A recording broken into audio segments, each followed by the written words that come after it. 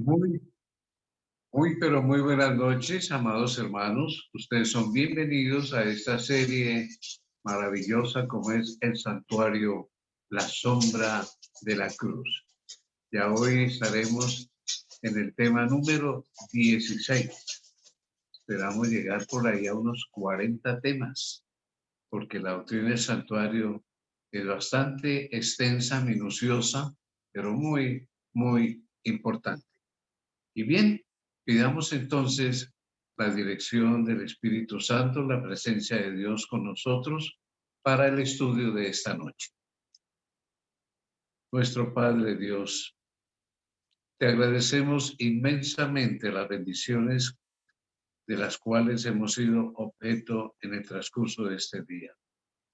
Te agradecemos este momento en el cual nos disponemos a estudiar un aspecto de la doctrina del santuario. Espíritu Santo, te suplicamos nos asistas, nos des sabiduría y que puedas estampar en nuestras mentes todas estas lecciones de amor del Señor Jesucristo, en cuyo nombre lo estamos pidiendo. Amén, amén.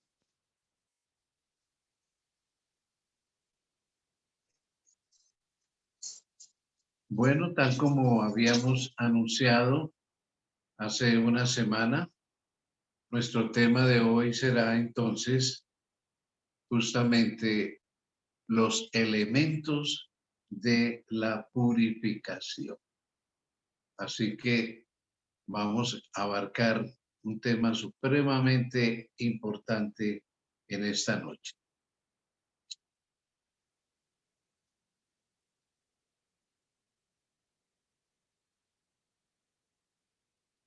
Estuvimos hablando en el tema anterior acerca de ofrendas y sacrificios. Estuvimos viendo la cantidad de víctimas que se utilizaron para representar justamente este plan de salvación que Dios trazó para que nosotros, sus hijos, pudiéramos de todas maneras entender ese plan de salvación, sobre todo en el Antiguo Testamento, porque ya para nosotros del Nuevo Testamento para acá, obviamente estos sacrificios han caducado. Entonces, contestemos para iniciar esta noche la pregunta: ¿qué ilustran o qué ilustraban las ofrendas y sacrificios? Y entonces contesta la palabra de Dios en Hebreos, capítulo 10, versículos 11 y 12, cuando dice lo siguiente: y ciertamente todo sacerdote está día tras día ministrando y ofreciendo muchas veces los mismos sacrificios que nunca puede quitar los pecados. Pero Cristo, habiendo ofrecido una vez para siempre un solo sacrificio por los pecados, se ha sentado a la diestra de Dios. Contestemos entonces la pregunta: ¿qué ilustran las ofrendas y los sacrificios? Pues justamente ilustran el sacrificio de Cristo Jesús por el pecado. Eso es lo que ilustraban todas esas ofrendas y sacrificios. Ahora bien, vamos nosotros a ver 5 enseñanzas básicas que se aplican a los sacrificios en general. 5 enseñanzas básicas. Número 1, en Dios no hay acepción de personas. Esa es la primera enseñanza. Todos, al pecar en alguna manera, tenían que presentar su ofrenda, su sacrificio. Entonces, ¿qué quiere decir esto? Que así fuera una persona adinerada, que tuviera muchos recursos, por cuanto era más alto, la persona tenía un mayor sacrificio y estaba obligada a presentar el sacrificio de acuerdo a su estatus socioeconómico. Los ricos, bueyes, toros, becerros, los de la clase media, si la podemos llamar así, aunque en el tiempo no se medían las clases en esa forma. Entonces, corderos, cabritos, carneros, machos cabríos, etcétera. Y las personas que eran pobres, tórtolas, palomitos, y los muy pobres, pajaritos. Entonces, Dios no hacía acepción de personas. Por el contrario, cuanto más alta era la persona que había pecado, mayor era el sacrificio que estaba obligada a presentar. Vamos entonces a ver una segunda enseñanza. El orden era la ley que regía en el santuario. Increíble, ¿no? Y claro, como vamos a ver más adelante, el orden justamente es una ley del cielo. El animal debía ser cortado en pedazos, eso lo estudiamos la vez pasada, y luego reorganizado, como armamos un rompecabezas, en esa forma, entonces también tenía que ser armado ahí en el altar del holocausto.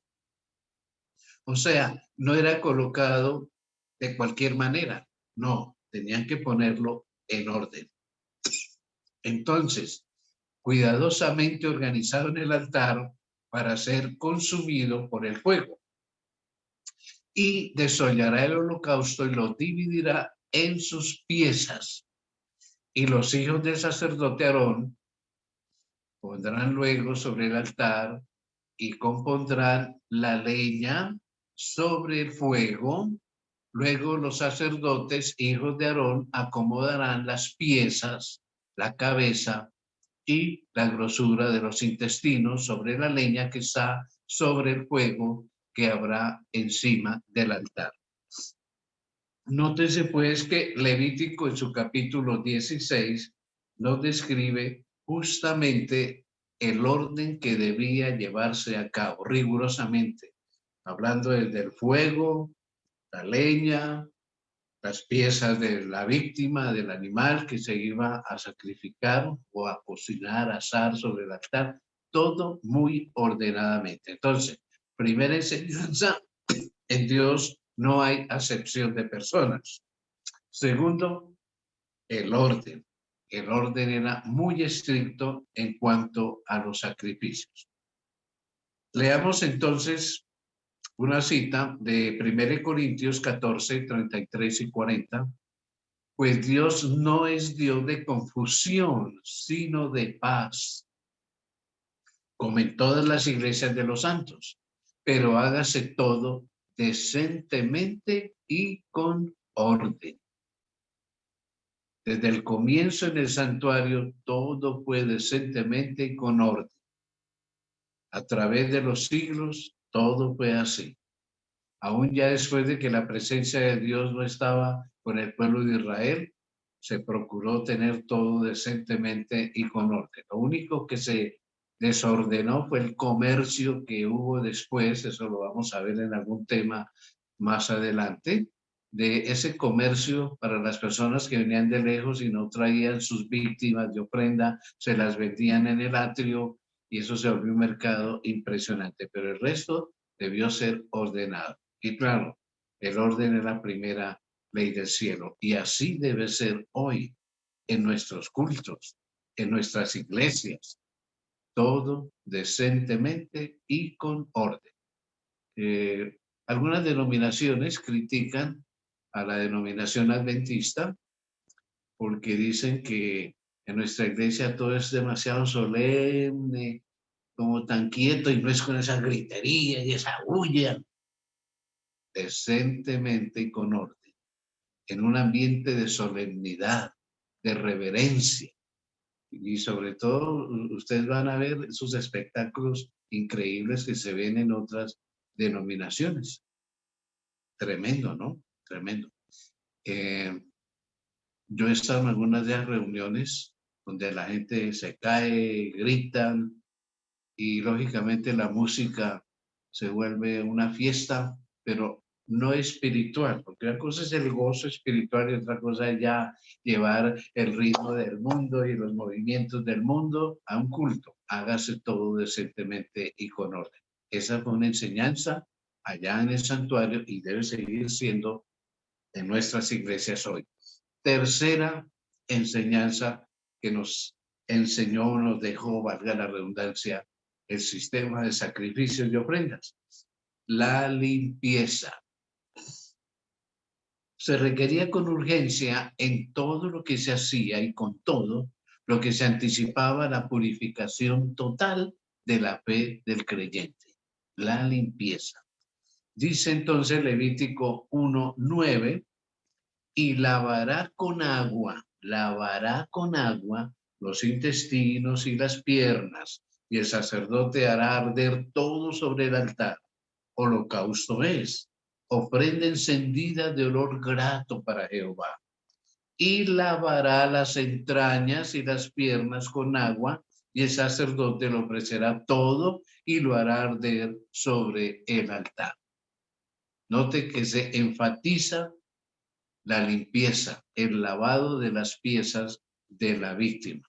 En el tema anterior vimos que así era. En este texto se menciona solo intestinos y piernas, pero en el anterior vimos que todas las piezas de la víctima que era descuartizada por sus articulaciones debían ser lavadas, limpias. El sacerdote tenía que ir impecable, bañado su cuerpo desde su casa, su túnica blanca, sus calzoncillos blancos, su mitra blanca, y encima ahí los pies y las manos tenía que lavarlos en el atrio del santuario. ¿Por qué? Caramba, esto simboliza la limpieza y la pureza de Cristo Jesús. La limpieza y la pureza del plan de salvación. La limpieza y pureza que debe haber en nuestros corazones, en nuestras mentes. Como dice Pablo, llegar a tener la mente de Cristo. Veamos la cuarta enseñanza. El fuego, el agua y la sangre dieron testimonio de la fe del creyente. Hablemos entonces del fuego. ¿Qué enseñanza dejaba el fuego? Y los hijos del sacerdote Aarón, dice Levítico 1:7, y los hijos del sacerdote Aarón pondrán fuego sobre el altar y compondrán la leña sobre el fuego. Este fuego lo encendió Dios originalmente allá al pie del monte Sinaí. Y ese fuego nunca se apagó, siempre se mantuvo. Aún se trasladaran del lugar, tenían que llevarlo, mantenerlo en una especie de incensario. Ese fuego del altar del holocausto daba fuego al candelero, el que estaba de 7 brazos en el lugar santo. Ese fuego daba también a las brasas del altar del incienso. Entonces, era un fuego que nunca se apagó y Dios mismo lo originó, nos dice la palabra de Dios. Ahora, para contestar una pregunta, ¿qué acción cumple el fuego? Vamos a leer entonces, estamos leyendo de Malaquías 3:2 y 3. ¿Y quién podrá soportar el tiempo de su venida? ¿O quién podrá estar en pie cuando Él se manifieste? Porque Él es como fuego purificador y como jabón de lavadores. Y se sentará para afinar y limpiar la plata, porque limpiará a los hijos de Leví, los afinará como a oro y como a plata, y traerán a Jehová ofrenda en justicia. ¿Qué acción cumple el fuego? Muy claramente aquí lo dice y nosotros lo sabemos. Purifica, limpia, afina. Los metales, como el oro, como la plata, bronce y otros, se llevan al fuego a una temperatura tal que se funden y queda entonces el metal puro, y cualquier otro elemento que no es parte de la pureza del metal queda aparte, se separa. Así queda purito el metal. Entonces, el fuego es símbolo de purificación de afinación y de limpieza. Por eso, esa enseñanza de todo pasarlo por fuego allá en el altar del holocausto. Esa fue una gran enseñanza. Ahora también tenemos nosotros que en sentido general, Isaías 4:4 nos agrega el siguiente concepto, pero ya hablando nosotros, por ejemplo, del agua. Cuando el Señor lave las inmundicias de las hijas de Sión y limpie la sangre de Jerusalén de en medio de ella, con espíritu de juicio y con espíritu de devastación. Quiere decir que el fuego purifica y limpia, pero también se toma en el sentido de lavar las inmundicias, de limpiar. Ese es el papel del fuego también, limpieza, limpieza. Apocalipsis 29, hablando ya del final del pecado y los pecadores, menciona lo que va a suceder y el papel que el fuego va a jugar en esa escena final. Y subieron, hablando de los resucitados impíos con Satanás, y subieron sobre la anchura de la tierra y rodearon el campamento de los santos y la ciudad amada. Y de Dios descendió fuego del cielo y los consumió. Nótese que aquí no dice que se iban a estar quemando por eternamente, como es el concepto de mucha gente. Los consumió.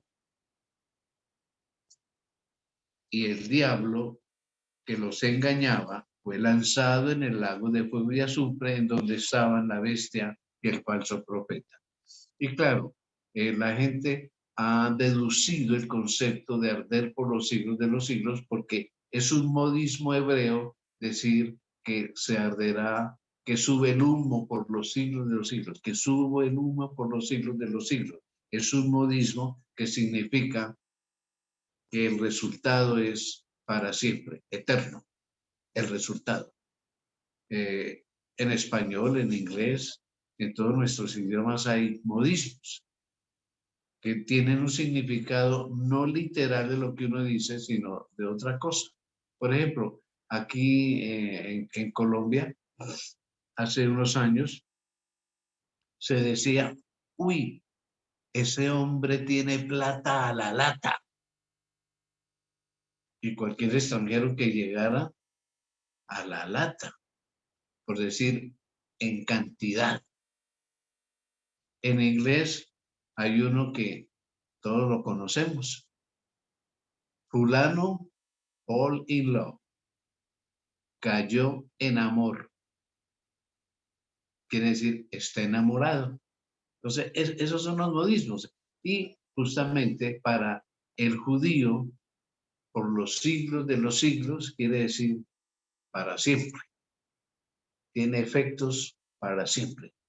Los consumió para siempre. Porque imaginen ustedes, qué felicidad o qué justicia habría de los redimidos y de Dios mismo estar en el cielo o estar en la tierra nueva y ver allá, ay, mi tía, mi abuelito, ya cuántos siglos hace que se están quemando, por favor. Eso no cabe en una lógica de amor y de justicia de Dios ni en felicidad eterna de los redimidos. Pero no sé por qué hay gente que tiene que creer esas cosas. Justamente malas interpretaciones del vocablo de la Santa Biblia. Bueno, volvamos entonces a la enseñanza. El fuego significaba limpieza, purificación, consumación. Esa fue la gran enseñanza que dejaron también los sacrificios. Veamos la enseñanza del agua, que es otro elemento que aparece ahí en los sacrificios. ¿Qué significa lavar las piezas? ¿Qué significa el agua según la palabra de Dios? Efesios 5:26 nos contesta y nos dice, para santificarla, hablando de la iglesia, habiéndola purificado en el lavamiento del agua por la palabra. Purificación, lavamiento. Entonces, las piezas de la víctima eran lavadas para decir que eran purificadas para que fueran aceptas. Cristo, como esa víctima que iba a ser una persona pura, purificada. Por eso no murió eternamente. Claro, como Dios tampoco podía morir, como hombre no murió eternamente, porque era puro. Y es el simbolismo del agua que también la toma el Espíritu Santo. El Espíritu Santo toma el símbolo del fuego, toma el símbolo del agua, como estamos viendo, y claro, muchos símbolos más. Y entre ellos, el Espíritu Santo purifica nuestras vidas, así como el agua limpia, purifica. Agreguemos lo que dice Tito 3:5. Nos salvó no por obras de justicia que nosotros hubiéramos hecho, sino por su misericordia, por el lavamiento de la regeneración y por la renovación en el Espíritu Santo. Entonces, el agua no solo significa purificación, sino regeneración, volver a ser y renovación, ser nuevos, que es la obra del Espíritu Santo. Hechos 22:16. Es el caso de Felipe, el diácono, con el etíope, a quien le enseña el significado de Isaías 53 respecto al sacrificio de Jesús, y como conclusión cree en Jesús como su Salvador, y se registra este versículo 16 de Hechos 22 cuando dice: ahora pues, ¿por qué te detienes, etíope? Levántate y bautízate y lava tus pecados invocando su nombre. Entonces, el agua del bautismo simboliza el lavatorio de los pecados, la limpieza del pecado, la purificación del pecado. No es que el agua literalmente hace eso allá en el bautisterio, no, es un símbolo, una representación de lo que el sacrificio de Jesús y la obra del Espíritu Santo hacen en el creyente. Lava sus pecados. Es lo que llamamos teológicamente la justificación. Perdonado. Limpia su página en blanco como si nunca hubiera pecado. Qué precioso es Dios. Perdonar todo nuestro pasado como si nunca hubiéramos pecado. Bien, entonces son tres elementos, ¿no? El fuego, el agua y la sangre. Veamos entonces lo que simboliza la sangre. Para ello entonces leemos de la palabra de Dios, y casi todo es purificado según la ley con sangre, y sin derramamiento de sangre no se hace remisión. Purificado con sangre. Y si no, no hay remisión. ¿Qué quiere decir remisión? Remitir algo, pasarlo, mandarlo. Mis pecados los toma Jesús. Por eso derramó su sangre para cargar, porque cargó mis pecados. Porque dice la palabra de Dios, porque la vida de la carne en la sangre está, y yo os la he dado para hacer expiación sobre el altar por vuestras almas. Y la misma sangre hará expiación de la persona. Expiar, limpiar, redimir. Y en la sangre la vida está. Una persona que se corta las venas, su vida se va, se fue, quedó ahí en la sangre, murió. Cristo, al dar su sangre, la víctima, el corderito, el cabrito, el pajarito, al regar su sangre, dieron su vida como símbolo de que el Señor daría su vida, porque la ley exige mi vida cuando la quebranto. La paga del pecado es muerte, y en la sangre está la vida. Exige como consecuencia del pecado la vida, la muerte. Y Cristo entonces pagó esa deuda del ser humano al derramar su sangre en la cruz del Calvario. También tomó otro significado la sangre y este significado, Cristo fue muy explícito al mencionarlo. Vamos a recordar la Pascua que celebró con sus discípulos y que los evangelios la mencionan detalladamente. Y tomando la copa y habiendo dado gracias, les dio diciendo, bebed de ella todos, porque esto es mi sangre del nuevo pacto, que por muchos es derramada para remisión de los pecados. Y os digo que desde ahora no beberé más de este fruto de la vid hasta aquel día en que lo beba nuevo con vosotros en el reino de mi Padre. Ay, aquí hay varias cosas muy lindas. Mi sangre del nuevo pacto. El pacto en el Sinaí es lo que hemos llamado el antiguo pacto. El pueblo diciendo, todo lo que el Señor ha dicho lo haremos. Y no lo hicieron. Y les dio todas las condiciones del pacto. Ahí están en el Pentateuco y básicamente en los 10 mandamientos. Pero no se cumplió. Entonces ahora el nuevo pacto promete ya no tener unas tablas de la ley en piedra para nosotros, sino escribirla en nuestro corazón, la obra del Espíritu Santo en nosotros. Es mi sangre del nuevo pacto. Es el mismo, solo que ahora está hecho realidad, porque ya en la cruz del Calvario se cumplió esa promesa y ahora el Espíritu Santo juega un papel importantísimo en nuestras vidas. La sangre cobra entonces aquí un nuevo significado. Cada vez que tomamos la cena del Señor, recordamos su sacrificio por nosotros. La muerte del Señor anunciáis hasta que Él venga, dijo el apóstol Pablo. Entonces, la sangre toma aquí un significado importantísimo, tremendo, derramada para remisión de los pecados. Qué lindo el Señor. Bueno, todo esto quiso enseñárselo al pueblo a través de los sacrificios, ¿ya? Sigamos hablando de la sangre porque en Cristo en su santuario, en su página 41 y el párrafo 4, hay un comentario que realmente me encantó, me gustó porque nos hace entender mejor todo esto. Y dice lo siguiente, página 41, párrafo 4. Cristo en su santuario es un pequeño libro del Espíritu Profecía. Mediante este servicio anual, está hablando del día de la expiación, que ya lo estudiaremos en un futuro. Mediante este servicio anual se le enseñaba al pueblo importantes verdades acerca de la expiación, la limpieza del pecado.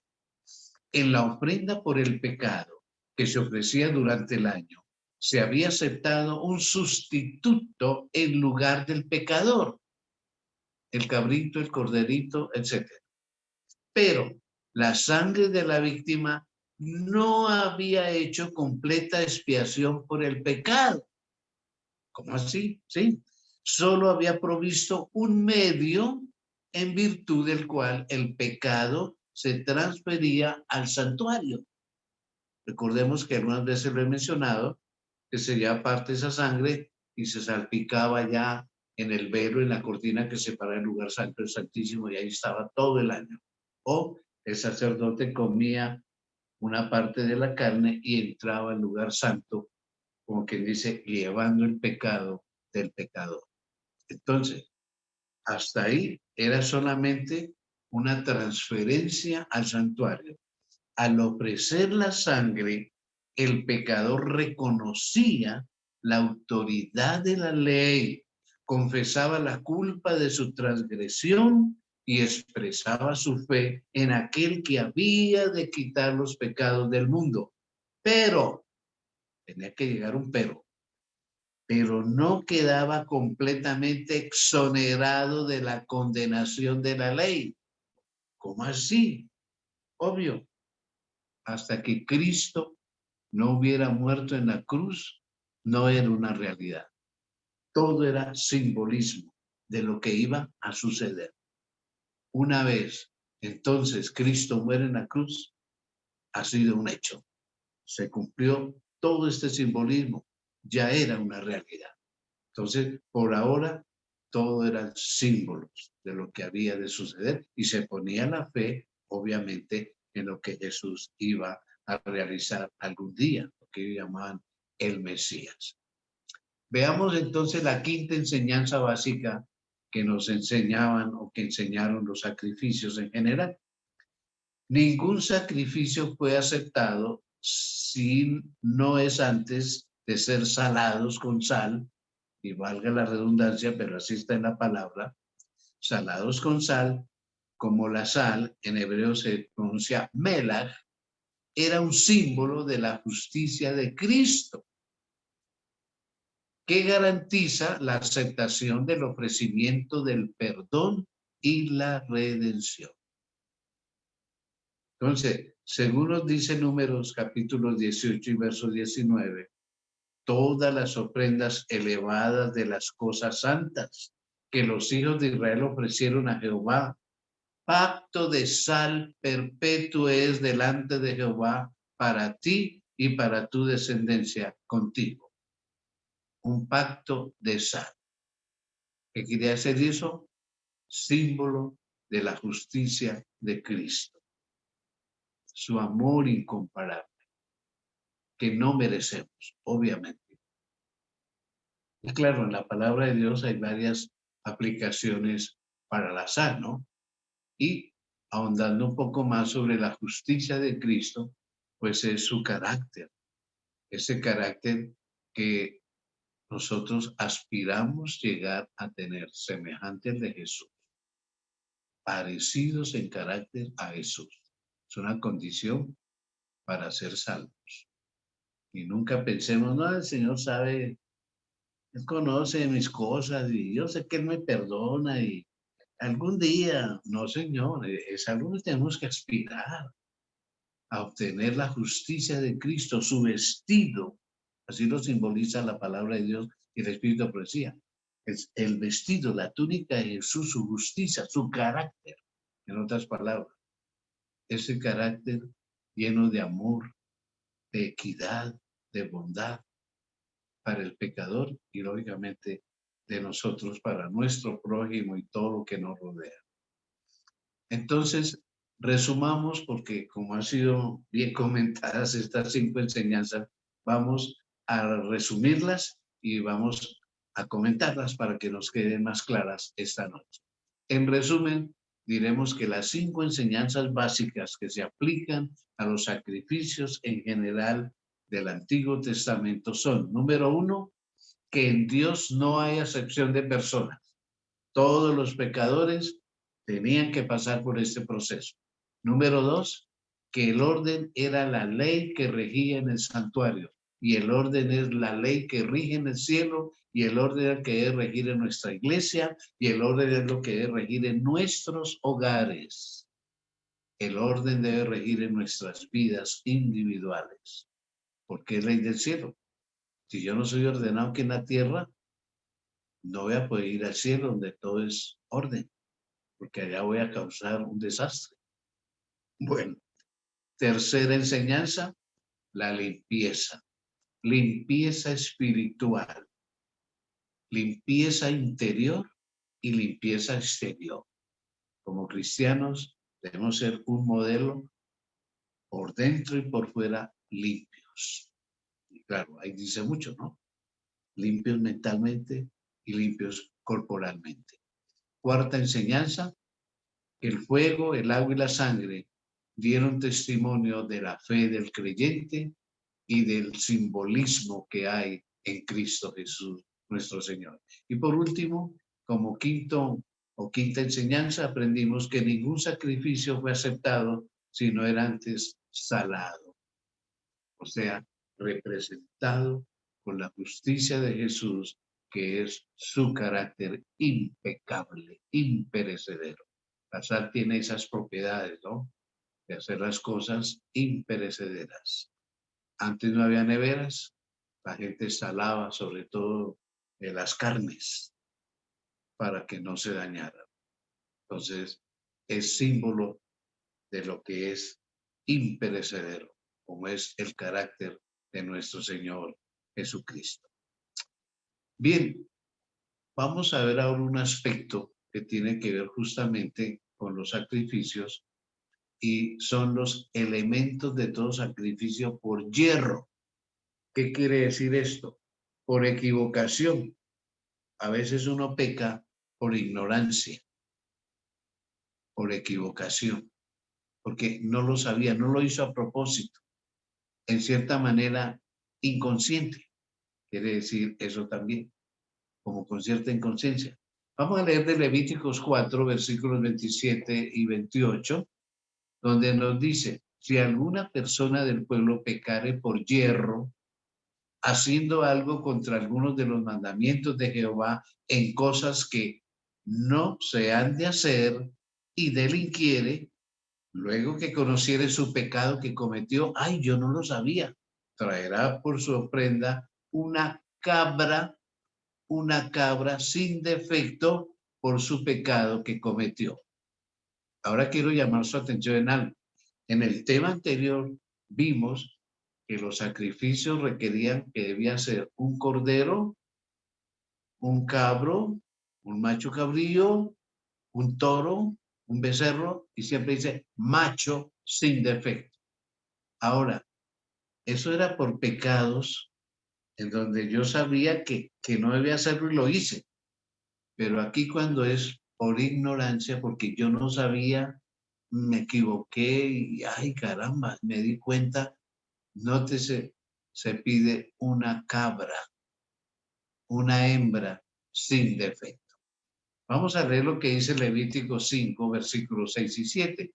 Y para su expiación traerá a Jehová por su pecado que cometió una hembra de los rebaños, una cordera o una cabra como prenda de expiación. Y el sacerdote le hará expiación por su pecado. Y si no tuviere lo suficiente para un cordero, porque es pobre, traerá a Jehová en expiación por su pecado que cometió 2 tórtolas o 2 palominos, el uno para expiación y el otro para holocausto. Traté de encontrar por qué este cambio de sexo, que primero dice macho y ahora cuando es pecado por equivocación, por ignorancia, hembra. La verdad, no lo pude encontrar. De todas maneras, era una diferencia, ¿no? Cuando es pecado por ignorancia.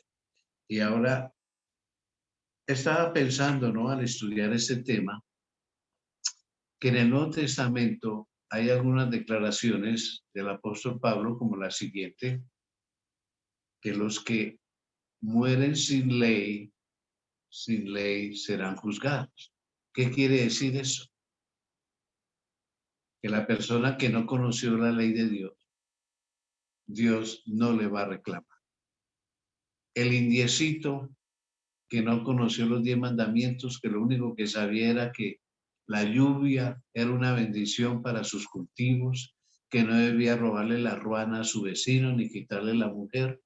Dios no le va a decir, vea, ¿usted por qué no guarda el sábado? ¿Usted por qué no lleva los diezmos a la iglesia? Ay, yo no sabía, Señor. Los que murieron sin ley serán juzgados. Qué amores de Dios y qué justicia. Vamos a ser juzgados por la luz que hemos conocido. El que mucho conoció, mucho se le reclamará. El que poco conoció, poco se le mandará. Y el que no conoció nada, en su justicia, Dios lo hará. Por eso el Espíritu procede a entender que cuando Cristo venga, los redimidos no llegarán al cielo inmediatamente.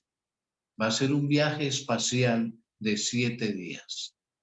Y nos da a entender que en esos 7 días, muchos, como William Miller, como Lutero y otros que serán salvos y no conocieron la verdad completa, la van a conocer en ese viaje y guardarán el primer sábado. Bueno, cosas similares como esta. Qué justicia y qué amor de Dios. Aquí, con lo de las hembras, hace una diferencia, que es justamente una demostración de la justicia y el amor de Dios. No exige como cuando se peca deliberadamente. No, ya le hace ahí una diferencia. Aquí hay unas grandes enseñanzas en todo esto de los sacrificios, mis queridos hermanos.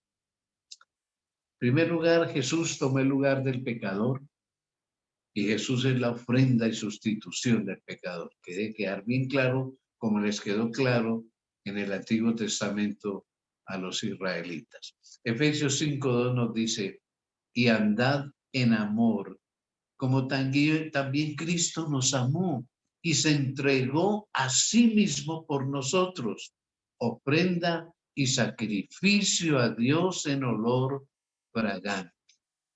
Tomó el lugar del pecador y fue la ofrenda sustitutiva, reemplazante del pecador. Él ocupó mi lugar. Él me reemplazó en lo que yo debía haber padecido. Qué lindo es Jesús. Por otro lado, su función no terminó ahí en la cruz del Calvario, no.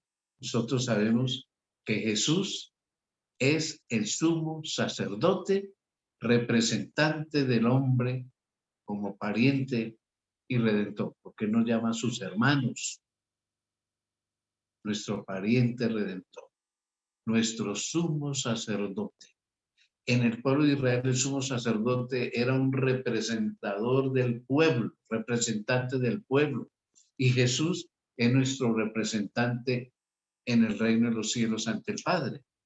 Dice entonces Hebreos 2, 17 y 18, por lo cual debía ser en todo semejante a sus hermanos, para venir a ser misericordioso y fiel sumo sacerdote en lo que a Dios se refiere, para expiar los pecados del pueblo. Pues en cuanto él mismo padeció siendo tentado, es poderoso para socorrer a los que son tentados. Él pasó y pisó el mismo camino que nosotros y por eso nos considera, por eso nos entiende. Qué lindo es Cristo Jesús.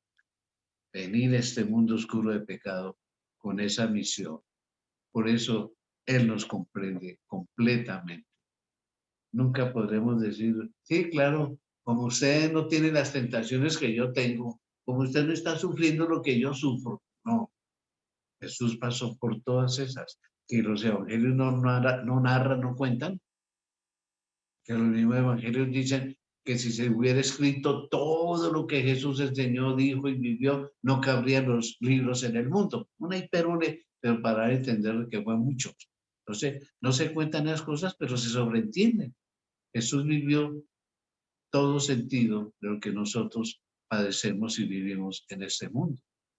Y nos representa allá en el reino de los cielos. Qué amor, ¿no? Entonces, esto de los sacrificios tiene un alcance, un significado muy grande, muy largo. Vamos a leer un párrafo que encontré en Cristo en su santuario, las páginas 37 y 38, que nos dice lo siguiente. El apóstol Pablo señala estos sacrificios como una ilustración de lo que los seguidores de Cristo han de llegar a ser. Y cita a Romanos 12:1. Así que, hermanos, os ruego por la misericordia de Dios que presentéis vuestros cuerpos en sacrificio vivo, ya no corderos, ya no cabritos, vuestros cuerpos en sacrificio vivo, santo, agradable a Dios, que es vuestro culto racional, inteligente, no caprichoso. Vuestros cuerpos. Y cuando dice cuerpos, se entiende que no solamente lo material, sino lo mental y lo espiritual. Nosotros debemos entregarnos en sacrificio, en consagración al Señor. Hemos de entregarnos al servicio de Dios y debiéramos tratar de hacer esta ofrenda tan perfecta como sea posible. Dios no quedará satisfecho sino con lo mejor que podamos ofrecerle.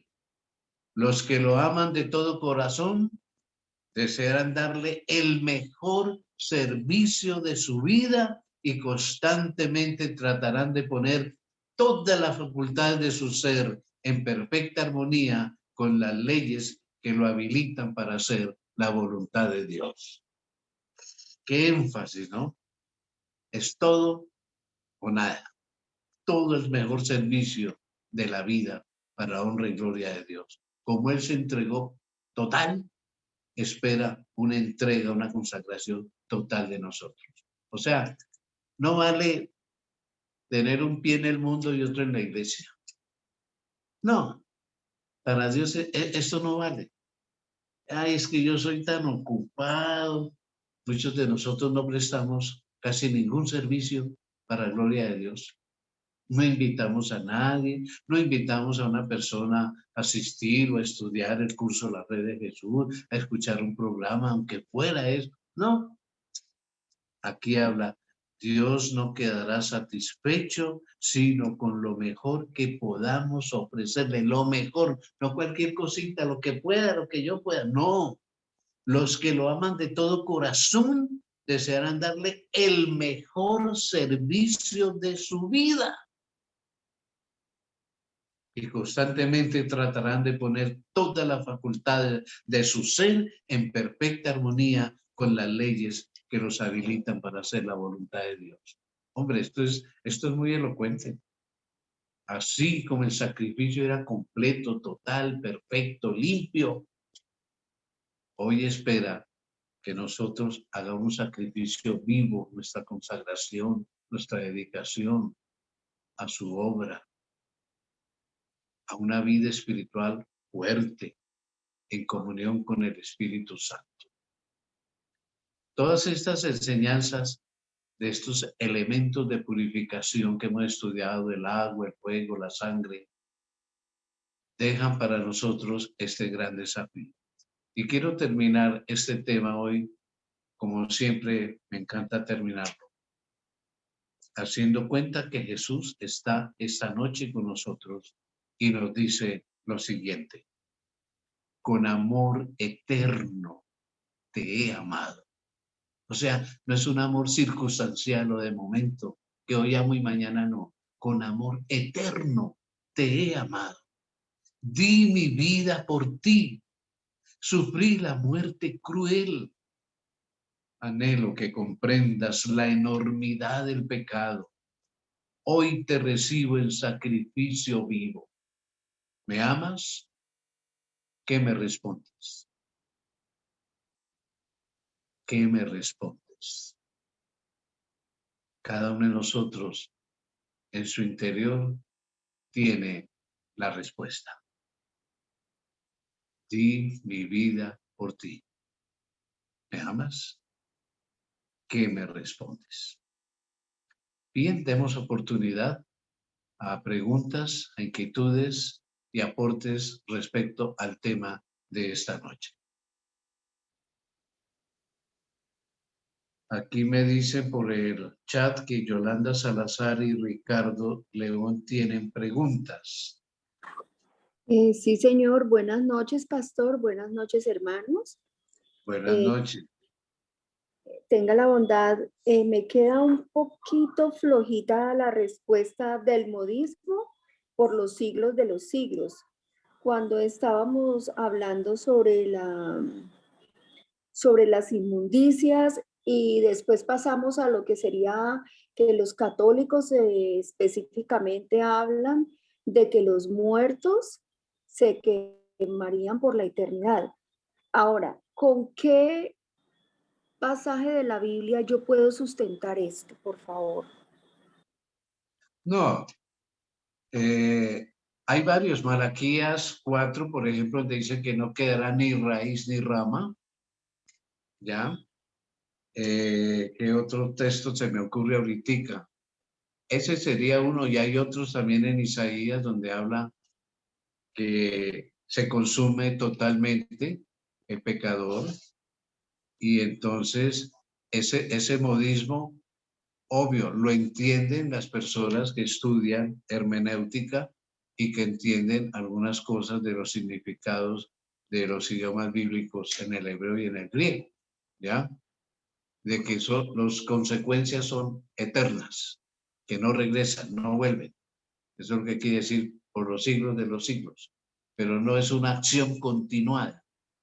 Y en Malaquías 4, sus versículos finales, tú vas a encontrar ahí que dice que se quemarán, que no quedará ni raíz ni rama. Hablando de Satanás también, dice que no volverá a ser, etcétera. Entonces, hay varios textos en ese instante, bueno, no tengo las citas perfectas, pero las hay, las podemos conseguir y dárselas con todo gusto Muchas en el gracias. teléfono particular. Muchas gracias y lo triste es que los sacerdotes son tan estudiosos y por lógica ellos deben de estudiar hermenéutica y ellos expresan otras cosas, ¿no? Que es lo triste. Así es. Muchas gracias. Porque son creencias que se han heredado del paganismo grecorromano, las creencias grecorromanas. Entonces se introdujeron en el cristianismo, esas y muchas más, ¿no? Por ejemplo, la inmortalidad del alma. Y qué triste, yo a veces oigo mensajes de pastores, hermanos evangélicos, que dicen que cuando uno muere, llegó a la presencia del Señor. El Ah, Señor los vivió en su presencia. Por favor, ¿dónde dice eso en la Biblia? Y cosas así. ¿Por eh, qué? Porque la persona se resigna a creer y repetir lo que oyeron decir, lo que viene de tradición, pero no en investigación. Ese es el asunto. sí, señor, muchas gracias. Hermano León,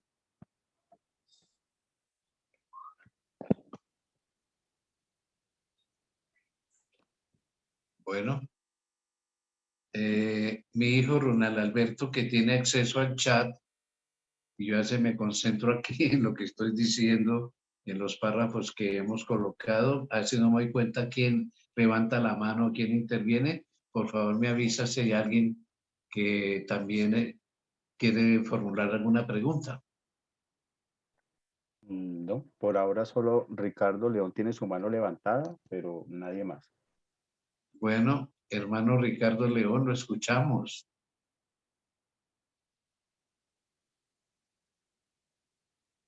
Bueno, parece que levantó la manita, pero no se le dañó el micrófono. No tiene apagado. Hermano León, que iba a preguntarnos.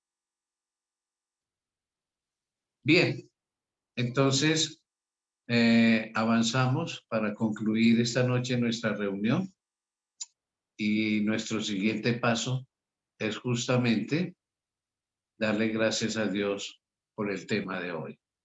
Gracias, Padre, por tu amor eterno. Jesús, gracias por tu amor eterno, por tu sacrificio, por ocupar nuestro lugar, por haber comprado nuestra redención. Cuánto te amamos, cuánto deseamos verte pronto, abrazarte y agradecerte eternamente lo que has hecho por nosotros. Enséñanos, Espíritu Santo, a hacer sacrificios vivos, a entregarnos de verdad a tu servicio, a consagrar nuestras vidas para ti. Lo rogamos en ese nombre todopoderoso como es el nombre de Jesús. Amén. Amén.